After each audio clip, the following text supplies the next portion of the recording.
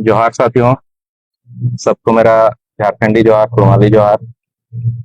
अभी हम लोग घाटशिला में है। No no ST no vote campaign के तहत अभी हम लोग एक हमारा जो एक सामाजिक मूवमेंट है उसको हम लोग घाटशिला उपचुनाव में जन जन तक पहुंचा सकें। और जो प्रोपोगंडा हो रहा है यहाँ पर, मुझे मैं बहुत दिल से मैं बहुत दुखी हूँ कि मैं अपना पॉलिटिकल एसोसिएशन छोड़ के अपने पार्टी का स्टैंड को ठुकरा के आज समाज के लिए यहाँ पर नो एसटी नो वोट का कैंपेन पे मैं इनिशिएटिव लिया। और समाज के कुछ लोगों ने इसमें सपोर्ट भी किया था, जो लीडर्स लोग हैं, लेकिन वो अभी नहीं आना चाहते हैं फ्रंट में, क्योंकि उनको लगता है कि अगर जेएमएम जीतती है तो आगे फिर हम लोग उनसे भी तो सामाजिक कामों में या अलग अलग अनुष्ठानों में उनसे मदद लेंगे। बीजेपी जीतती है तो बीजेपी से भी लेंगे, तो बाहर नहीं आना चाहते हैं वो, और फ्रंट में नहीं आना चाहते, बट बैकएंड से सपोर्ट है। और अभी करीब हम लोग 15 से 20 गांव में हम लोगों ने हस्ताक्षर अभियान कर लिया। और अभी लगभग हम लोग कोशिश करेंगे कि 40 से 50 गांव, कम से कम 20-30 हजार लोगों का सिग्नेचर अभियान के साथ इसका जो मेमोरेंडम है हम लोग डीसी और निर्वाचन आयोग को दें। और ये एक संदेश मात्र होगा कि एक समाज जो पिछले 75 सालों से अपने हक अधिकार के लिए लड़ रहा है, 2022, 23, 2025 में रेल टेका, रेल जो कि लाइफलाइन होता है किसी भी राज्य या देश के लिए, उसको भी रोकने का काम किया। मतलब अंदर से इतना आक्रोशित है समाज। और अभी इस उपचुनाव में हम लोग एक छोटा सा प्रयास कर रहे हैं सभी युवा लोग, कि हस्ताक्षर अभियान के माध्यम से एक प्रेशर क्रिएट कर रहे हैं सरकार के ऊपर, कि सरकार जल्द से जल्द हम लोग से वार्ता करे और एक पॉजिटिव डायरेक्शन में, अगर एसटी इंक्लूजन का जो डिमांड है हमारा कुर्मी कम्युनिटी का, अगर उस पर सरकार अगर कुछ बहुत ज्यादा नहीं कर सकती है, क्योंकि अभी बहुत ज्यादा हमारे एसटी भाई लोग इसके विरोध में भी प्रदर्शन किए हैं, तो कम से कम हमारा जो भाषा है कुड़माली, जो हमारी मातृभाषा है, उसको 8वीं अनुसूची में शामिल करें। और सिर्फ कुड़माली को ही क्यों, अभी झारखंड की 3 और भाषा 8वीं अनुसूची के लिए पेंडिंग है। एक आपका हो गया, कुड़ुक हो गया, और कुड़माली, ये तीनों को 8वीं अनुसूची में शामिल करें सरकार। और इसमें कुछ लोग ऐसे प्रोपोगंडा फैला रहे हैं स्पेसिफिक पार्टी के लोग, कि मेरा किसी से साठ गांठ है और किसी ने फंडिंग दिया है। तो मैं अपना बैंक स्टेटमेंट दिखाने के लिए रेडी हूँ कि मेरा जो सैलरी का पैसा है, उस सैलरी का पैसा से मैं सारा एक्सपेंसेस मैनेज कर रहा हूँ। और अगर मुझे किसी पार्टी से पैसा या एसोसिएशन होना होता है तो मैं उनके प्लेटफॉर्म में जाके वोट मांगता, कुछ भी प्रोपोगंडा करके वोट मांगता। जैसे अभी इलेक्शन आ गया तो हमारे समाज के ही लोग उल्टी सीधी स्पीच दे रहे हैं मीडिया में आके। तो मेरा स्टैंड क्लियर है, इस इलेक्शन में मैं किसी भी पार्टी के लिए वोट नहीं मांगने जाऊंगा, और मैं निस्वार्थ रूप से सिर्फ समाज का काम करूंगा। तो अभी हम लोग, ये जरूर लोकतंत्र का एक पर्व है, लेकिन इस पर्व में क्या सभी समुदाय के लोग खुश हैं? ये भी जो यहाँ पर पर्व त्योहार मनाने या मनवाने के लिए आ रहे हैं लोगों को उकसा के, तो उनको ये चीज सोचना चाहिए, इस संवैधानिक राष्ट्र में, इस संवैधानिक राज्य में, क्या कुर्मी समुदाय खुश है इस इलेक्शन से? आप जाएं गांव गांव जाके बात करें, पूछें। आप ये मत पूछे कि आप किसको वोट देंगे कि वोट नहीं देंगे, वोट तो स्वतः किसी को ना किसी को देना ही है। लेकिन मैं पूछता हूं, क्या मेरा कुर्मी कम्युनिटी आज गांव गांव में खुश है अपने डिमांड को लेके? 2025 में रेल टेका हुआ, 2023 में हुआ, 2022 में हुआ, और पिछले पिछले 75 सालों से ये मेरा आंदोलन चलता आ रहा है समाज का। क्या ऐसे ही पॉलिटिकल पार्टी के लोग, हमारे समाज के लोग या दूसरे समाज के लोग ऐसे ही गुमराह करते रहेंगे हमारे समाज को? क्यों आंदोलन हुआ? आंदोलन छोड़ देना चाहिए अपने समाज को। अगर इस आंदोलन में कुछ रिजल्ट नहीं निकल सकता है तो क्यों गुमराह किया जा रहा है? क्या पॉलिटिसाइज करने के लिए? क्या वोट दिलाने के लिए किसी स्पेसिफिक पार्टी को? आज अगर मेरे ऊपर जो क्वेश्चन उठ रहे हैं कि ये आजसू से जुड़ा हुआ है, ये सवाल उस समय क्यों नहीं उठा जब मैं समाज का काम कर रहा था? जब मैं पश्चिम सिंहभूम में लीड किया और लीड करके आपको अभी तक नहीं जान रहे कि आप समाज के क्या काम कर रहे थे, थोड़ा बताइए। जो आपके क्षेत्र के लोग जा रहे हैं, झारखंड, बंगाल, उड़ीसा के लोग नहीं जान रहे हैं, तो सवाल तो उठाएंगे। तो आप बताइए क्या काम किया। सबको सब कुछ पता है, जिसको पता नहीं होता तो उसको डर भी नहीं होता। नहीं, मुझे पता चला कि आप जेल भी गए हैं, तो ये कब जेल गए थे, कौन से आंदोलन में, अब समाज के आंदोलन में गए थे? देखिए, 2015 से मैं समाज से जुड़ा हुआ हूँ, और समाज के जितना भी लीडर हैं तीनों राज्य के, या फिर तीनों राज्य के जो एक्टिव युवा हैं, जो समाज के पूरा, जिसके मतलब डीएनए में समाज आंदोलन घुस चुका है, वो अमित महतो को जानता है। ठीक है, तीनों राज्य के लोग, किसी भी लीडर से आप पूछें। दिल्ली जैसे जगह में हम लोगों ने समाज के स्ट्रक्चर को खड़ा किया, अपने जॉब को छोड़कर दिल्ली आंदोलन में हम लोग पार्टिसिपेट किया। रामलीला का इतना बड़ा 2018 का आंदोलन हुआ, उसमें हम लोगों ने अपना सब कुछ लगाया। और एक बड़ा आंदोलन 2 रेल को बुक करा के झारखंड, उड़ीसा, बंगाल से लोगों को दिल्ली तक ले गया कि झारखंड, उड़ीसा, बंगाल में जो समाज की आवाज है वो दिल्ली के राष्ट्रपति और प्रधानमंत्री तक पहुंचना चाहिए। तब तो किसी ने नहीं बोला कि ये किस पार्टी से है, किस पार्टी से नहीं है। अगर एक बात मैं बताता हूं, ये कौन ये प्रोपेगेंडा कर रहा है कि कोई पार्टी में नहीं हो तब समाज का काम करना चाहिए, कौन ऐसा बोलता है? कौन कौन सा कोई संविधान बनाया है क्या समाज का कि पार्टी में है तो समाज का काम नहीं करना चाहिए? फिर भीख मांगने क्यों जाते हैं आप पार्टी के लोगों से कि मेरा प्रोग्राम हो रहा, पैसे दो? देखिए, ये सब प्रोपेगेंडा दलाल है, सारे सामाजिक दलाल हैं जो इस तरह से प्रोपेगेंडा फैला रहे हैं। क्यों नहीं करूंगा मैं पैदा हुआ हूं अपने समाज से, मैं दुनिया क्यों? फिर तो ये भी बोलना ये भी तो बोलेंगे 2024 में आप क्यों नहीं किए? उस टाइम तो सुदेश के लिए वोट मांग रहे थे। सुनिए, 2023 में 2000 मैंने पहले आ रहा हूँ, ठीक है ना, 2015 से मैं समाज का काम कर रहा हूँ। 18-19 में हम लोगों ने बहुत एक्टिवली काम किया।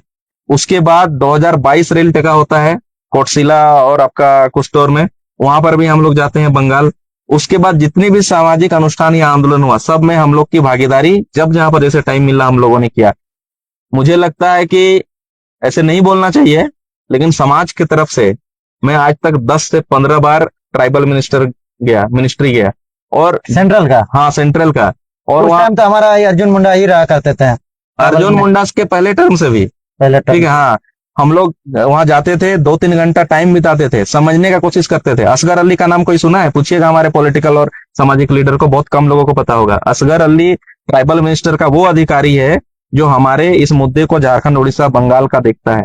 उनसे 3-3 घंटा बैठ के मैंने बात किया, समझने की कोशिश किया है। काम कर रहे हैं। हाँ, सोच मतलब हम लोग कोशिश कर रहे थे समझने का कि कहाँ पर फंस रहा दाव, कहाँ पर क्या चीजें हैं, कैसे इस चीज को हम लोग सोल्व करेंगे। तब आप आजसू में थे? नहीं, तब मैं किसी पार्टी में नहीं था, ठीक है, तब मैं कोई पार्टी में नहीं था, लेकिन रिलेशन सबसे था। आप तो जेएलके में जब भी केसेस करते थे भी? हाँ, करते नहीं थे। देखिए, नहीं, मतलब आंदोलन में आपको देखे हैं फोटो वगैरह? हाँ, 2000 उषा का आंदोलन 2022 में भाषा आंदोलन तो बाद में हुआ। 2022 में मैं दिल्ली से घर आया और अभी बंदना पर्व चल रहा है, तो ये बंदना पर्व में, सोहराई पर्व में मैं 2 दिन के लिए आता था घर।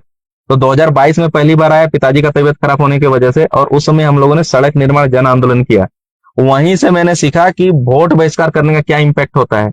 हम लोगों ने एक पंचायत में, एक बूथ में सिर्फ वोट बहिष्कार किया था और 20 साल पुराना सड़क हम लोग का 19.5 किलोमीटर का सड़क बना था। तब मुझे पता चला कि इस वोट करने और नहीं करने का कितना असर डेमोक्रेसी में होता है और सरकार में पड़ता है। 2022 में, ठीक है। तब तक ये भाषा आंदोलन स्टार्ट नहीं हुआ था, उसके बाद भाषा आंदोलन स्टार्ट होता है, दिसंबर के आसपास शायद भाषा आंदोलन स्टार्ट हुआ ना। तो उससे हम लोग 2023 में 2021 हाँ 21, हाँ। तो भाषा आंदोलन तो शुरू था? नहीं, भाषा आंदोलन जब हम लोग आंदोलन किए ना, नहीं, मीटिंग चल रहा था, लेकिन आपको जो मानव श्रृंखला हुआ वो बाद में हुआ, दिसंबर के आसपास हुआ होगा आप लोग का। जनवरी में हुआ था। हाँ, दिसंबर जनवरी 2022। हाँ, तो हम लोगों ने उससे पहले ही सितंबर महीने में ये आंदोलन किया था। तो ये सक्सेसफुल जब आंदोलन हुआ तो लोगों ने हमें कोरोना के बाद जो ट्रेन का ठहराव नहीं हो रहा था, सवारी ट्रेन का, तो उस समय वो आंदोलन करने के लिए बोला। तब हम लोगों ने वहां पर आंदोलन किया, ट्रेन ठहराव जन आंदोलन। आपका जमशेदपुर से लेकर राउरकेला के बीच जितने भी स्टॉपेज हैं सब जगह पर हम लोगों ने आंदोलन करके ट्रेन का ठहराव करवाया है। रेल राज्य मंत्री तक को विवश कर दिया था बस आने के लिए, वो आए थे और हम लोग आधा घंटा टाइम दिए। उतना तो बीजेपी के लोगों को नहीं, कार्यकर्ताओं को और वहां के जिलाध्यक्ष को टाइम नहीं दिए रहे होंगे जितना हमारा मुझे मतलब पूरा टीम को टाइम दिया। उसके बाद क्या हुआ, जब वो भी आंदोलन सक्सेस हो गया, आंदोलन से 2 दिन पहले डर के रेलवे मिनिस्ट्री ने 2 स्पेशल ट्रेन दिया है जो आज भी चलती है वो सारी ट्रेनें, ठीक है। उसके बाद हम लोग भाषा आंदोलन में आए। जब जयराम कोलान आया तो 5-6 सभाओं में मैं भी एज स्पीकर जयराम के साथ था, मैं देखा। हाँ, उसके बाद क्या हुआ, जो मेरा कंट्रीब्यूशन लोग बोलते हैं कि क्या कंट्रीब्यूशन है, उसके बाद जो भी संगठन जो भी आंदोलन किया समाज का, वहां पर मैं बढ़ चढ़ के पार्टिसिपेट किया। अपना जितना भी मेरा कैपेसिटी था, वो स्पीच देने की बात हो, लोगों को जोड़ने की बात हो, या सोशल मीडिया की बात हो, आप किसी से भी पूरे राज्य भर में, तीनों राज्य। सवाल तो उठता है ना कि जयराम पास आपको जगह नहीं मिला तो आप आजसू चले गए, जयराम को वोट अभी काटने के लिए आप घाटशिला में उतरे हैं। एक्चुअली मुझे उसमें पॉलिटिक्स करना ही नहीं था। 2022 के आसपास मुझे पॉलिटिक्स करना नहीं था और जयराम से मेरा उसमें अच्छा रिलेशन था। अगर वो जब वो पार्टी बनाया तो मैं जाता तो स्वतः हमको लगता कि बहुत बड़ा पद मिलता। हम पद कभी लेने का कोशिश नहीं करते और पॉलिटिक्स मुझे करना ही नहीं था। फिर आजसू में क्या सुनिए, उसके बाद क्या हुआ 2023 में, अब मैं पूरी कहानी बताता हूँ तब समझ में आएगा दर्शक को भी और आपको भी। 2023 में जब मैं रेल टेका आंदोलन में आया अपने घाघरा में, मोनरपुर में, तो उसमें प्रोपोगंडा मेरे साथ हुआ। क्यों? क्योंकि उससे पहले मैंने सड़क आंदोलन किया था, रेल आंदोलन किया था, खतियानी आंदोलन में था।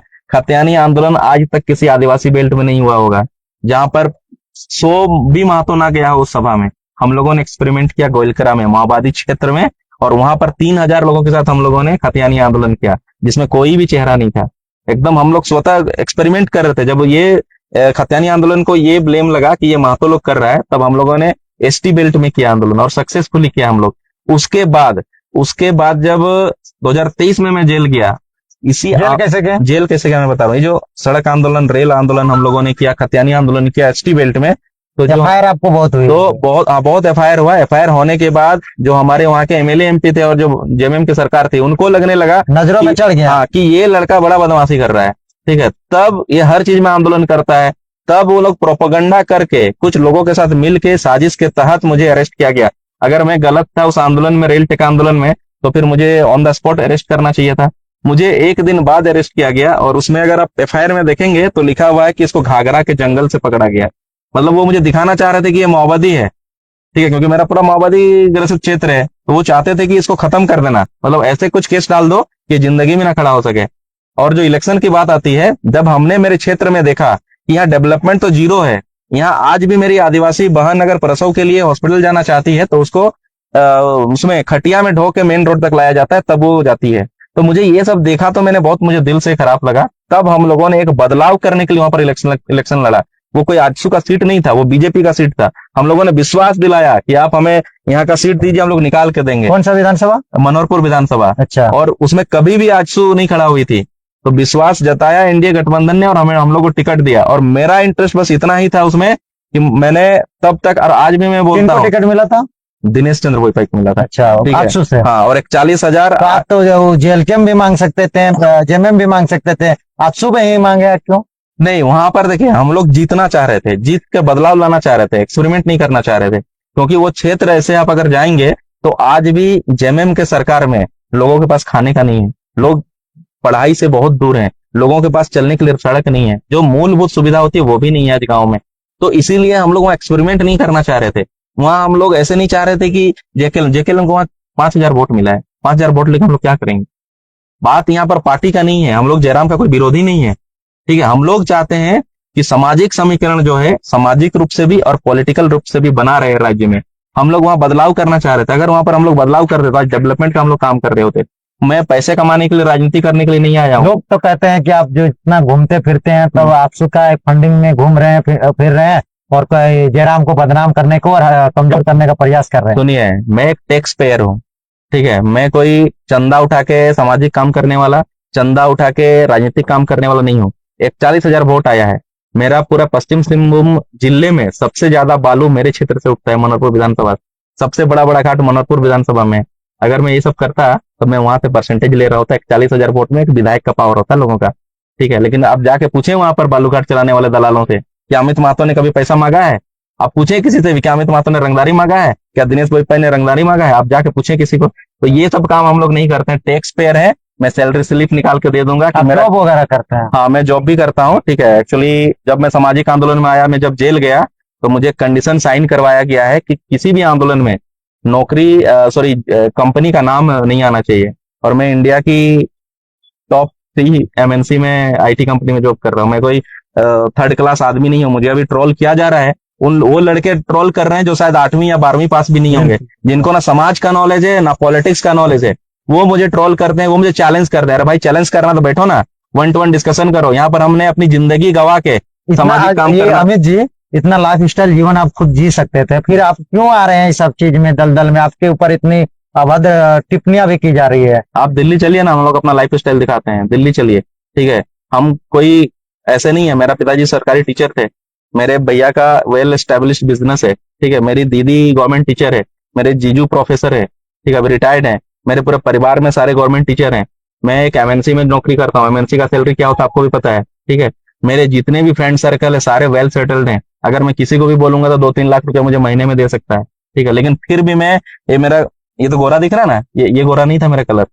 मेरा ऑफिस अगर आप देखने जाएंगे ना तो 5 स्टार होटल की तरह मेरा ऑफिस है, ठीक है। 39वें फ्लोर में मेरा ऑफिस है दिल्ली में।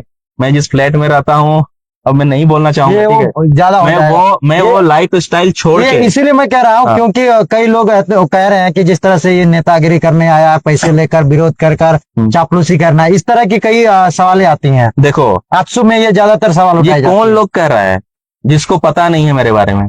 क्या वो शंखदीप नाम का लड़का, उसका नाम नहीं लेना चाह रहा था लेकिन ले ही लेता हूँ, क्या वो मुझे जानता है?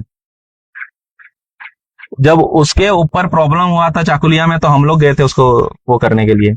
क्या वो जानता है मेरे बारे में? कभी आके बैठा है? उसका अंतरात्मा क्या बोलता है? अमित महतो पैसे लेके काम कर रहा है, कभी पूछिएगा उसको। मीडिया में तो कुछ भी बोल देना बहुत इजी है, पैसा लेके जो काम करता है तो मेरे अंदर इतनी भी कैपेसिटी अभी है कि मैं अगर एनडीए के सपोर्ट में जाऊं या जेएमएम के सपोर्ट में जाऊं तो अच्छा खासा 5-10 हजार वोट तो मैं दिला सकता हूं गांव में जाके। मैं समाज के लिए जेल गया था, मैं अकेला आदमी घूम रहा कितने हूँ। दिन जेल गए रहे? 71-72 दिन हम लोग जेल में थे। कितना दिन जेल में हाँ रहे? जेल में थे। आप अकेले थे कि वो आपके साथ नहीं, और मेरे भी साथ 19 और भी लोग थे, लेकिन 19 और मुझे ही लोग? मुख्य अभियुक्त बनाया गया था और मेरे वजह से उन लोग को, मतलब एक होता है ना कि मेरे साथ थे तो नेतृत्व करता आप थे? हाँ, नेतृत्व करता तो नहीं बोलेंगे। देखिए सामाजिक चीजों में मैं सब वर्ड को बहुत छोटा समझता हूँ कि नेतृत्व करता, नेता। अरे हम लोग भी अभी बहुत युवा हैं, मैं तो सोचता हूँ अपने आप को एक कार्यकर्ता समझता हूँ, ठीक है। और अगर पैसे की जो बात हो रही है, आप आप समझिए, आप भी पॉलिटिक्स को समझते हैं। आज अगर सबसे ज्यादा मुझे पैसा मिलता तो कैसे मिलता? अगर मैं एनडीए फोल्डर में जाता तो एनडीए को वोट दिलाने की कोशिश करता है, उसको जीतने से मतलब है ना। अगर मैं वोट बहिष्कार कर रहा हूँ किस नहीं, लिए? लोग ये कह रहे हैं जेल कैम्प वाले लोग, क्योंकि अभी रुझान कह रहे हैं कि जेल कैम्प में सबसे ज्यादा है जयराम को लोकप्रियता बढ़ रही है, और आप जो कोर वोटर है कुर्मी की जयराम की, उसको काटने, सुदेश महतो की जिस तरह से पहले वोट दिया करते थे, सुदेश महतो को अर्श से फर्श तक पहुंचाए थे, अर्श से फर्श तक अभी पहुंच गए, तो जयराम का बड़ा योगदान है, सब वोट कुर्मी का ले लिया गया। तो ये कह रहे हैं कि नहीं, ये अब अमित महतो को वहां पे भेजा गया है, जिस तरह से ज्योत्सना केरकेट्टा अभी कुर्मी का विरोध कर रही हैं, जबकि पार्टी से नहीं निकाला गया है, निशा भगत को जेल कैम्प निकाल दी, और इधर अमित महतो फिर अपना एक एजेंडा लेके आए हैं घाटशिला में। सुनिए, सबसे पहले तो पॉलिटिकल विचारधारा को क्लियर रखना चाहिए। अभी ज्योत्सना केरकेट्टा अगर वो अपने समाज का हक अधिकार अगर उसका छीन रहा है, हम लोग तो ओपनली बोलते हैं, इससे पहले भी बोले हैं कि अगर किसी भी समाज को लगता है कि हमारे एसटी लिस्ट में आने से उनके हक अधिकार का अगर हनन होगा तो आप अपने बातों को उठाएं, रखें, लेकिन संवैधानिक दायरे में। ये नहीं कि आप किसको गाली गलौज देंगे। उनको तो मैंने सपोर्ट नहीं किया, ज्योत्सना केरकेट्टा को जो गाली दी, हमने तो बोला कि ऐसे गाली नहीं देना चाहिए, और हमारे समाज के भी जो लोग गाली दे रहे हैं उनको भी हम लोगों ने मना किया। दूसरी चीज है, जो आप मेरे ऊपर ब्लेम लगा रहे हैं कि सुदेश दा के बोलने पे मैं इस तरह से कर रहा हूं, तो ये ब्लेम तो जयराम के ऊपर भी लगेगा कि आपने भी तो 2024 में सारा वोट काट दिया और सुदेश महतो को गिराने का काम किया। किसके बोलने पे आप दलाली किए? अगर क्वेश्चन मेरे जैसे इंसान पे, मैं तो पॉलिटिकल पार्टी बना के अपना घर नहीं चला रहा हूं ना, मैं सामाजिक संगठन बना के तो कहीं से पैसा लेके मैं घर नहीं चला रहा हूं।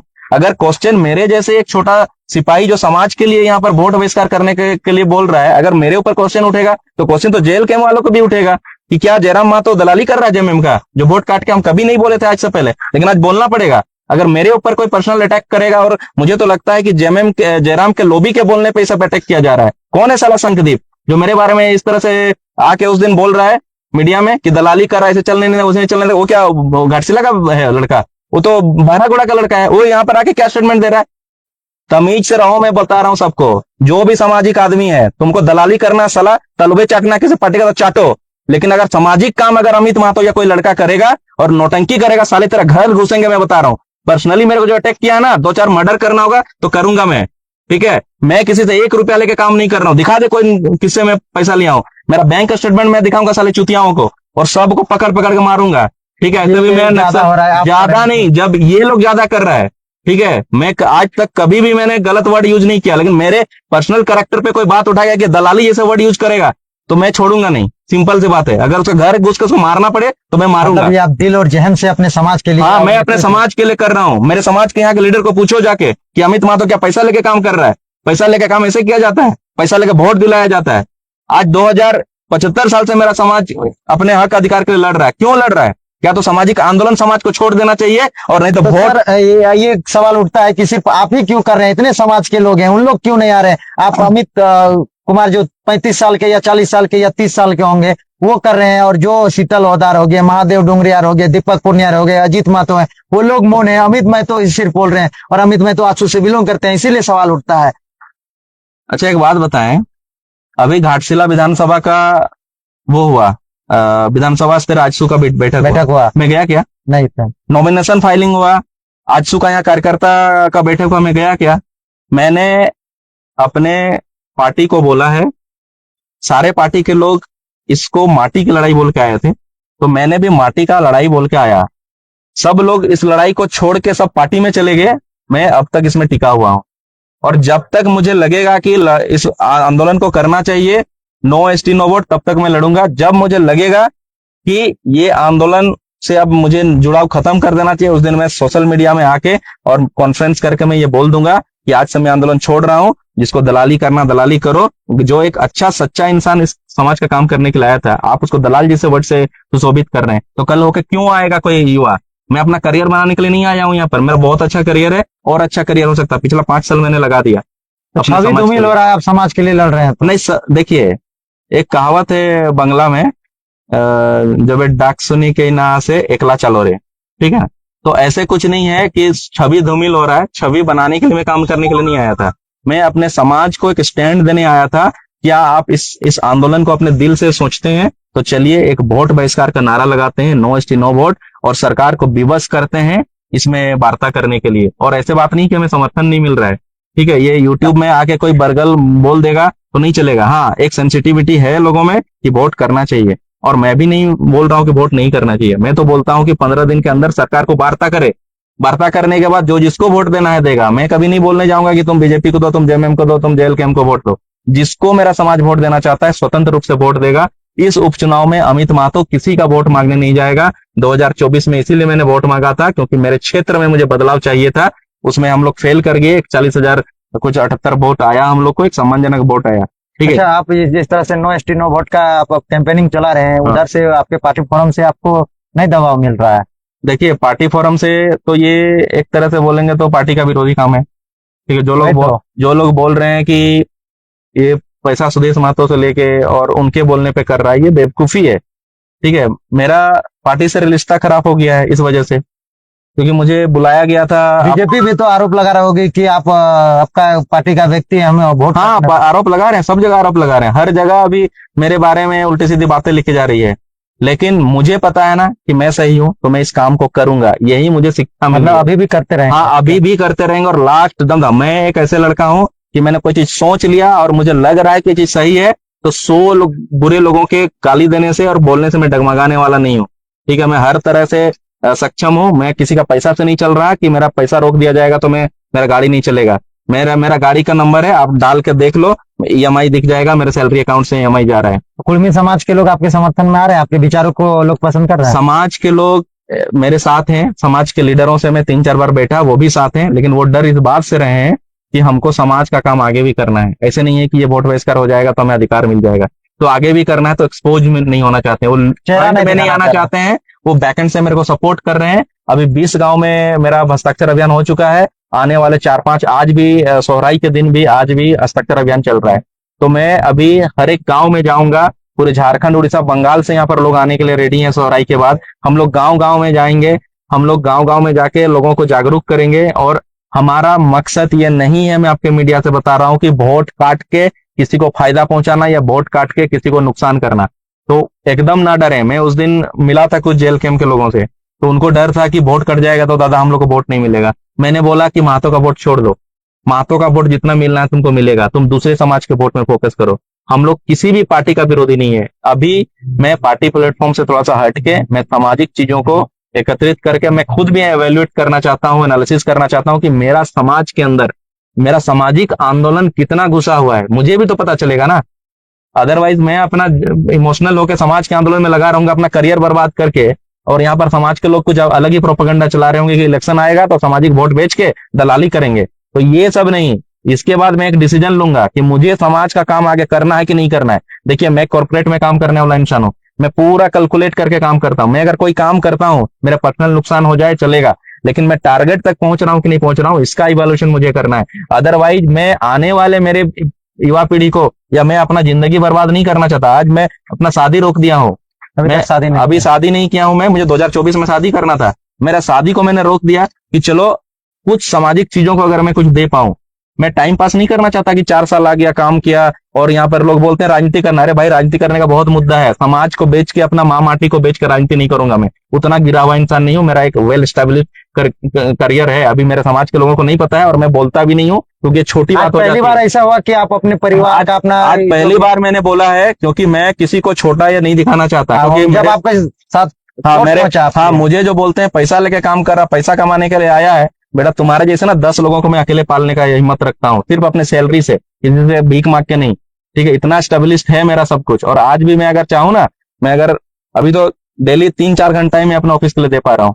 अगर मैं अपने काम के लिए 12 घंटा समाज के काम में समय दे हाँ, देते हैं समाज के जिसके कारण। काम दे रहा हूँ। अगर आज मैं 15 घंटा दूं ना, तो मैं 20-30 समाज के लोगों को पढ़ा लिखा सकता हूँ। लेकिन अपना सारा रिसोर्स, सारा एनर्जी, सारा एफर्ट मैं यहाँ लगा रहा हूँ। मैंने गाड़ी किस लिए लिया है? ये गाड़ी मैंने 1 साल 2 साल पुराना है, 1 साल 6 महीना हो रहा हो। ये गाड़ी मैंने किस लिए लिया? अपने लिए लिया है। मेरा दिल्ली में गाड़ी है, मैं यहाँ पर गाड़ी इसीलिए लिया, मेरा घर में भी गाड़ी है। मैं गाड़ी सिर्फ इसलिए लिया हूँ क्योंकि मैं भाड़ा करके जाता था तो बहुत ज्यादा पैसा खर्चा होता था।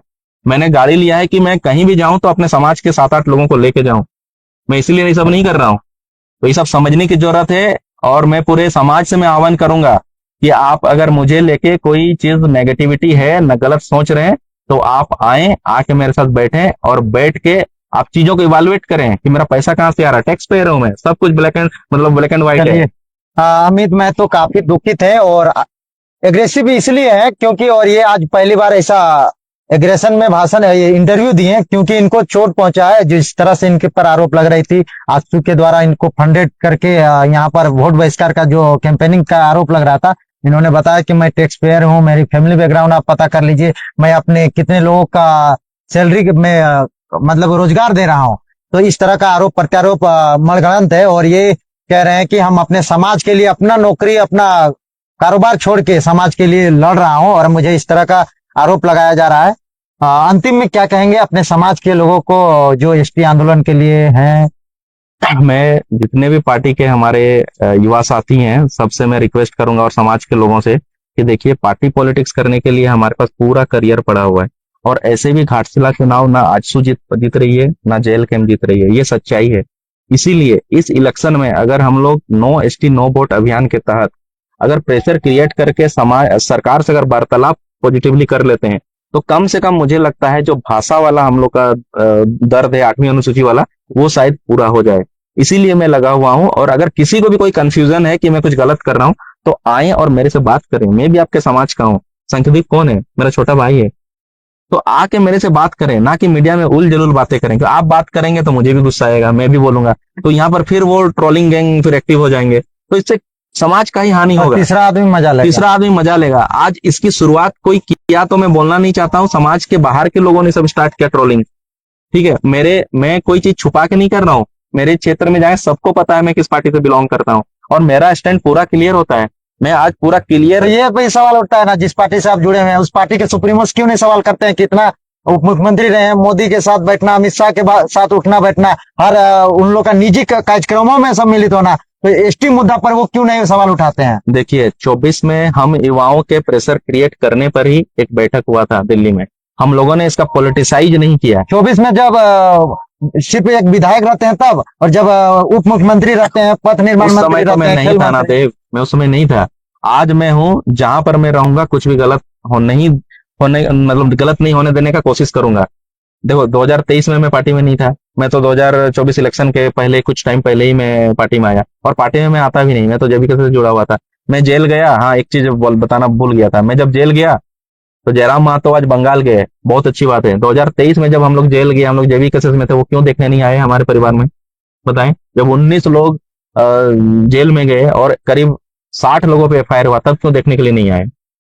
तब भी तो आना चाहिए था ना जयराम को। इसी बात से नाराज होके मैं जयराम जब पार्टी बनाया, और ऐसे भी मुझे पॉलिटिक्स नहीं करना था, इसलिए मैं नहीं गया। दूसरा कोई रीजन नहीं है। मैं जयराम का कोई तो आजसू में चल गया पॉलिटिक्स करने? नहीं, चल नहीं गए। आजसू के लोग उस समय आए थे हमारे गांव में, सारे गांव में आए थे। और इवन हम लोग को जेल से निकालने में उनकी अहम भूमिका रही है।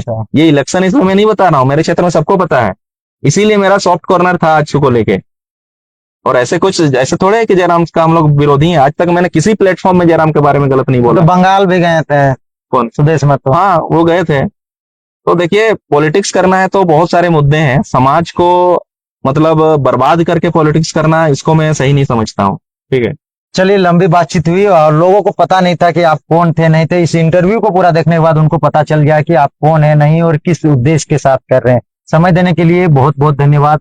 धन्यवाद आपके सभी। ये बहुत बड़ा यहाँ पर प्रोपेगेंडा चल रहा है मेरे अगेंस्ट में, और मुझे लोग दलाल जैसे वर्ड से सुशोभित करने हैं, हमारे समाज के लोग और दूसरे भी समाज के लोग।